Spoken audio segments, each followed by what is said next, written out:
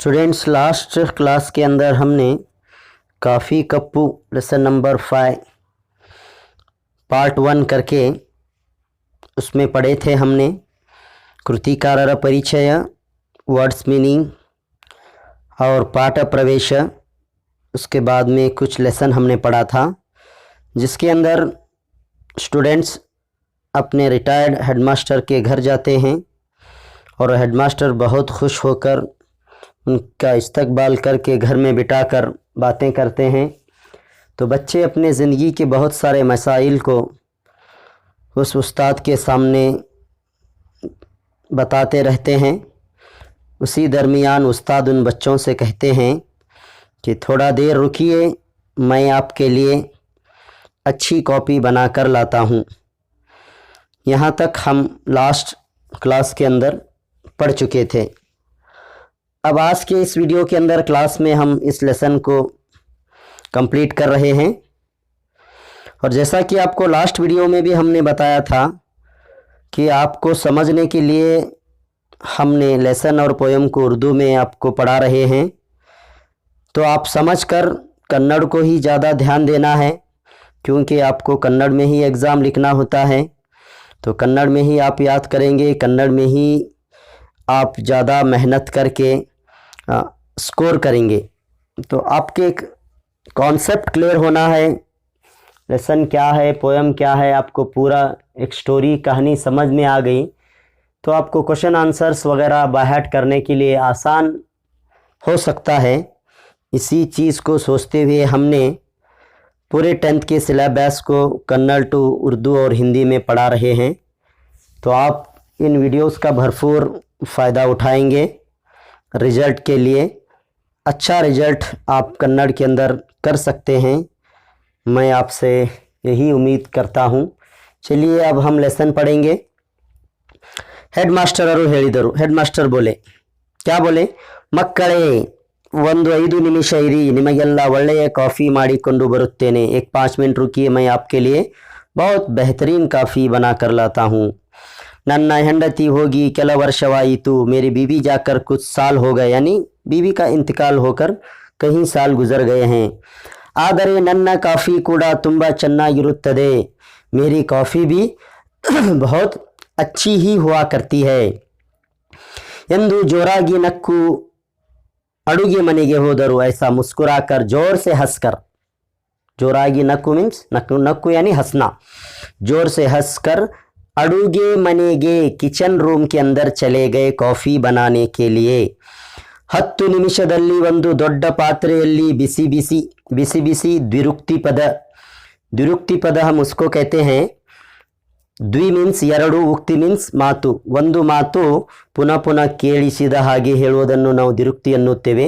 एक बात को रिपीट करना, दोनों का मीनिंग एक ही होता है, ऐसे हम वर्ड्स को द्विरुक्ति कहते हैं। तो 10 मिनट के बाद में उस्ताद एक बड़े बर्तन में, पात्र मीन्स बर्तन, बर्तन में गरम गरम कॉफ़ी लेकर आए। ಒಂದೆರಡು ಟ್ರೇನಲ್ಲಿ ಸುಮಾರು 30 ರಿಂದ 35 कप ಕೂಡ ತಂದಿಟ್ಟರು। एक दो ट्रे के अंदर 30 से 35 कॉफ़ी पीने के लिए कप्स भी लेकर आकर रखे। बंद हुಡುಗರು केवल 15 जन, जो आने वाले स्टूडेंट्स थे वो सिर्फ 15 लोग थे। ಗುರುಗಳು ತಂದಿಟ್ಟ ट्रेಗಳಲ್ಲಿ ಕೆಲವು अत्यंत बेले बाಳುವಂತಹು, जो ट्रे के अंदर कप्स थे उसके अंदर थोड़े कप्स बहुत महंगे थे। अभी जो मैं पढ़ रहा हूँ उसको अंडरलाइन कर लीजिए, इंपॉर्टेंट है वो।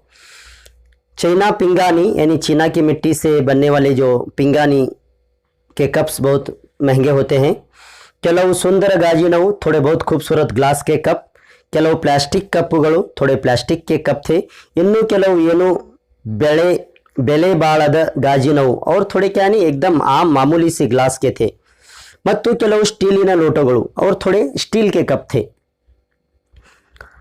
ನೀವೇ ಕಾಫಿ ಹಾಕಿಕೊಳ್ಳಿ, आमेले कुಳಿತು माताड़ोना, आप ही कॉफ़ी क्या है नी कप में ले लीजिए, सर्व कर लीजिए, फिर हम बैठकर बातें करेंगे ಎಂದರು ಗುರುಗಳು। ऐसा कहे उस्ताद उन बच्चों को। ವಿದ್ಯಾರ್ಥಿಗಳು ಹೋಗಿ ಕಪ್ಪು ಆರಿಸಿಕೊಂಡು कॉफ़ी ಹಾಕಿಕೊಂಡು ಬಂದರು। उस्ताद कहने के बाद में बच्चे उठकर जाकर जो बर्तन में कॉफ़ी थी उसको क्या है नी अपने हिसाब से जितना होना उतना वो बच्चे कॉफ़ी कप के अंदर लेकर आकर बैठ गए। Okay, next. ಎಲ್ಲರೂ ಕಾಫಿ ಕುಡಿಯುತ್ತಿರುವಾಗ ಗುರುಗಳು ಮಾತು ಎತ್ತಿದರು। सारे लोग काफ़ी पी रहे थे बच्चे। जब उस्ताद बात शुरू किए बच्चों से, ನೀವು ಗಮನಿಸಿದ್ದೀರಾ, क्या आप गौर किए हैं, ನೀವೆಲ್ಲ ಎಂತ कप ಆರಿಸಿಕೊಂಡಿದ್ದೀರಿ, आप सब कैसे कप चुने हैं कॉफ़ी पीने के लिए। ನಾನು ನೋಡುತ್ತಿದ್ದೆ, मैं भी देख रहा था, आपको ऑब्जर्व कर रहा था। ಮೊದಲು ಹೋದವನು ಅತ್ಯಂತ ಬೆಲೆ ಬಾಳುವ ಕಪ್ ಆರಿಸಿಕೊಂಡ, जो पहले गया था कॉफ़ी लेने के लिए, वो सबसे अच्छा महंगा खूबसूरत कप को ही चूज़ किया, उसके अंदर कॉफ़ी लेकर आया। ಅಂತೆಯೇ ಎಲ್ಲರೂ ಬೆಲೆ ಬಾಳುವ ಕಪ್ಪನ್ನೇ ಆರಿಸಿಕೊಂಡರು। फिर बाद में जितने बच्चे गए वो भी सब जाकर महंगे महंगे कप, अच्छे खूबसूरत कप को ही उन्होंने पसंद किया, उसी के अंदर कॉफ़ी लेकर आए। ಸಾಧಾರಣವಾದ ಕಪ್ಪುಗಳನ್ನು ಅಲ್ಲಿಯೇ ಬಿಟ್ಟು ಬಂದಿದ್ದೀರಿ, जो आम कप थे, मामूली सादे सीधे जो कप थे, वहीं पर आप छोड़ दिए हैं ट्रे के अंदर। ಉತ್ತಮವಾದುದನ್ನೇ ಪಡೆಯಬೇಕು, अच्छा ही हासिल करना ಎನ್ನುವ ಆಸೆ ನಿಮ್ಮದು, ऐसी आपकी ख्वाहिश है। ಬಹುಶಃ शायद ಅದೇ ನಿಮ್ಮ ತೊಂದರೆಗಳಿಗೂ ಕಾರಣ, यही आपके मुश्किलों के लिए एक वजह बन सकती है, रीज़न बन सकता है। अच्छा ही को ही मुझे लेना है, अच्छा ही को ही मैं ज़्यादा पसंद करूँगा। इसके पीछे जो आप पड़े हैं, सिर्फ अच्छाई के पीछे ही आप जो पड़े हैं, ख्वाहिशात के पीछे, शायद यही चीज़ ही हो सकती है, शायद कह रहा है उन्हें, आपके मुश्किलों का एक रीज़न, कारण, वजह बन सकता है, कहता है उस्ताद उन कॉफ़ी पीने वाले बच्चों को। नेक्स्ट, ನಿಮಗೆಲ್ಲ ಬೇಕಾಗಿದ್ದದ್ದು कॉफ़ी कप अल्ल, आपको जो चाहिए वो कॉफ़ी का कप नहीं है। फिर क्या चाहिए आपको? कॉफ़ी इंपॉर्टेंट होता है, नहीं कप से भी ज़्यादा, ये बात बता रहा है यहाँ पे। ಆದರೂ ಅತ್ಯುತ್ತಮವಾದ ಕಪ್ಪನ್ನೇ ಆರಿಸಿಕೊಂಡಿರಿ, फिर भी आप बहुत अच्छे कप को ही आपने चुन लिया है ट्रे से।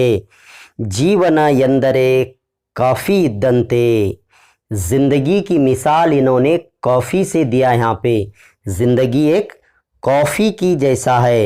फिर ಹಣ, पैसा, ಅಂತಸ್ತು, ಪೊಸಿಷನ್, ನಿಮ್ಮ ಅಧಿಕಾರ, ಪವರ್, ಇವೆಲ್ಲ ಕಪ್ಪುಗಳಿದ್ದ ಹಾಗೆ, ये सब कप रहे जैसा।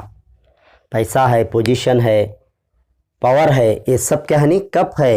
और ज़िंदगी क्या है, वो कॉफ़ी है। कॉफ़ी इंपॉर्टेंट होती है कप से भी ज़्यादा। ಅವೆಲ್ಲ ಜೀವನವನ್ನು ಧರಿಸಲು ಬೇಕಾದ ಸಾಧನಗಳಷ್ಟೇ।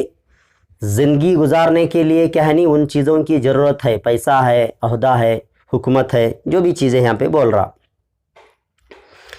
ನೀವು ಹಿಡಿದುಕೊಂಡ ಕಪ್ಪು ಕಾಫಿಯ ರುಚಿಯನ್ನು बदलिಸಲಾರದು, जो आपने कप लिए हैं वो कॉफ़ी का टेस्ट थोड़ी चेंज कर सकता है। 10 रुपए वाला कप के अंदर भी अगर आप कॉफ़ी पिएंगे वही टेस्ट रहेगा। आप 1 लाख रुपए वाले कॉफ़ी को पिएंगे कप के अंदर, 1 लाख रुपए वाले, तो उसी के अंदर भी वही कॉफ़ी की टेस्ट रहेगी, जायका नहीं चेंज होगा। ये बात बता रहा है यहाँ पे। कॉफ़िಯ ರುಚಿಯನ್ನು बदलिಸಲಾರದು, ದುರ್ದೈವವೆಂದರೆ, बदनसीबी बोली तो हम सबकी, यानी वो बोल रहा हूँ वहाँ पे उस्ताद, ನಾವು ಕಾಫಿಗಿಂತ ಕಪ್ಪಿಗೆ ಹೆಚ್ಚು महत्व ಕೊಡುತ್ತೇವೆ, हमें कॉफ़ी से भी ज़्यादा इम्पॉर्टेंट कप को देते हैं। यानी ज़िंदगी से भी ज़्यादा हम अहमियत चीज़ों को देते हैं, इंपॉर्टेंस, महत्व। मत्तोब्बर कप्पन्नु नोड़ी असूये पड़ुत्तेवे, दूसरों के कप को देखकर हमें जलेसी होती है, जलन होती है। यानी दूसरों के पास रहने वाले ऐशो आराम की चीज़ों को देखकर हमें जलेसी होती है, जलन होती है। आखिरी पैराग्राफ बहुत इंपॉर्टेंट है। भगवंत नमगे जीवन ಎನ್ನುವ कॉफ़ी ಕೊಟ್ಟಿದ್ದಾನೆ, खुदा हमें ज़िंदगी के जैसा कॉफ़ी दिया है, यानी ज़िंदगी दिया है हमें वो। ಅವನು ಕೊಡುವುದು ಈ ಕಾಫಿ ಮಾತ್ರ, वो सिर्फ ज़िंदगी देता है, ಕಪ್ಪುಗಳನ್ನೆಲ್ಲ, कप नहीं।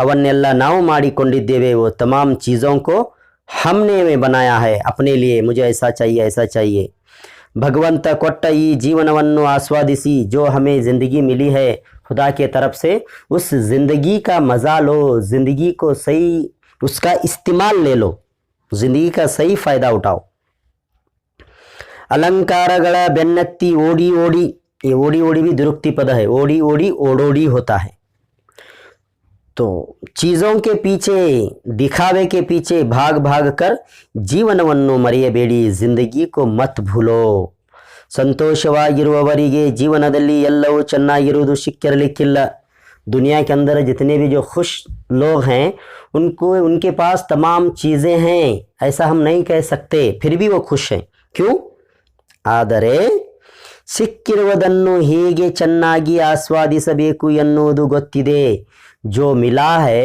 उसको कैसा ज़िंदगी के अंदर उसको इस्तेमाल करते हुए खुश रहना चैन सुकून से कैसे जीना ये उनको मालूम है ಕಪ್ಪುಗಳ ಚಿಂತೆ ಬೇಡ कॉफ़ी आस्वादिसी यानी कप के पीछे मत भागो कप के बारे में मत सोचो क्या करो आप ज़िंदगी को अच्छी तरह से गुजारो ज़िंदगी का मज़ा लो तो यहाँ पे लेसन एंड होता है तो बहुत अच्छा लेसन था मैं समझता हूँ कि आपको बहुत आसानी के साथ समझ में आया होगा ना समझने पर आप पूछ भी सकते हैं हम आगे के क्लास में वीडियोस के अंदर पोएम नंबर 6 को इसी तरह पढ़ाएंगे उम्मीद है कि आप सब इन वीडियोस का भरपूर फ़ायदा उठाकर कन्नड़ में अच्छा स्कोर करेंगे।